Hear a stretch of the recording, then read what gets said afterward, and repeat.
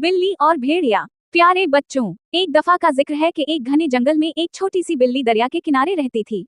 वो बहुत होशियार और तेज थी, हमेशा खतरे से बचने का कोई ना कोई तरीका ढूंढ लेती थी। एक दिन एक भूखे भेड़िए ने इसे देखा और सोचा, ये बिल्ली तो बड़ा मजेदार खाना होगी। भेड़िया बिल्ली के करीब आया और बोला, छोटी बिल्ली, कहाँ जा रही हो? बिल्ली ने खतरा भान पर लिया और जवाब दिया, ए अक्लमंद भेड़िए, मैं जंगल के बादशाह से मिलने जा रही हूँ, उसने मुझे दावत पर बुलाया है। भेड़िया हैरान हुआ, जंगल का बादशाह? वो कौन है? बिल्ली मुस्कुरा कर बोली, वो अजीम शेर है। वो मुझसे बहुत मोहब्बत करता है क्योंकि मैं बेहतरीन कहानियां सुनाती हूँ। अगर तुम मुझे जाने दो तो मैं उसे तुम्हारी नेकी के बारे में बताऊंगी और शायद वो तुम्हें भी दावत दे दे। लालची भेड़िया शेर से मिलने के लालच में बिल्ली को जाने देता है, मगर बिल्ली फौरन एक दरख्त पर चढ़कर गायब हो जाती है और भेड़िया हमेशा के लिए इंतजार करता रह जाता है।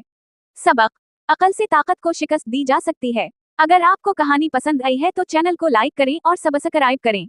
शुक्रिया।